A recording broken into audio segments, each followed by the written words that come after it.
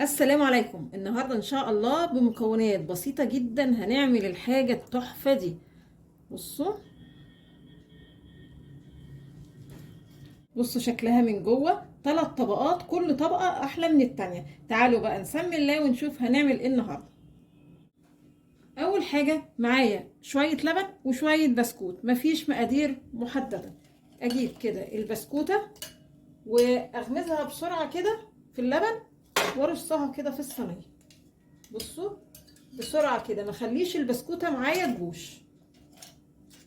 وبرده براحتك لو عايزة تعملي اكتر من طبقة بسكوت، انا هنا هعمل طبقتين.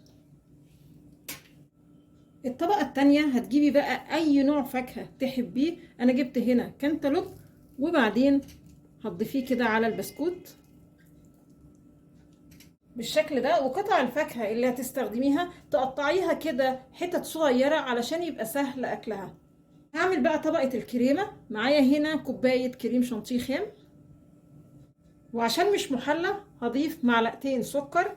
عايزه تقللي تكتري في كميه السكر طبعا براحتك. بنفس الكوبايه اللي عيرت بيها الكريم شانتيه هعاير بيها كوبايه لبن حليب عشان ناخد نتيجه كويسه.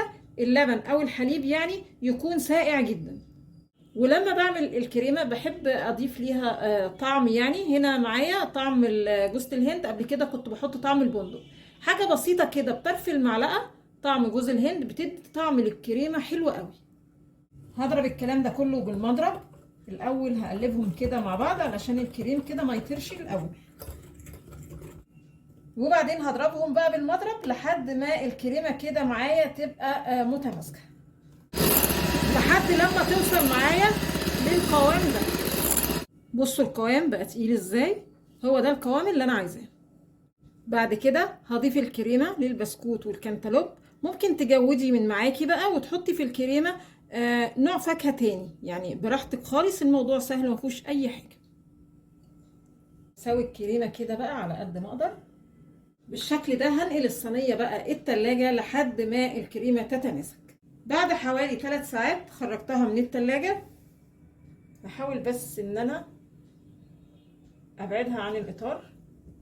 تمام كده. وعلى فكرة ممكن عادي خالص تعبيها يعني كده في كاسات او اطباق صغيرة او صينية عادية، بس عشان انا عندي الصينية دي فاستخدمتها. هشيل بقى الاطار، واي صوص عندك يعني لو تحبي وادي خطوط كده على الوش تكسر اللون. تعالوا بقى نشوف ايه الاخبار.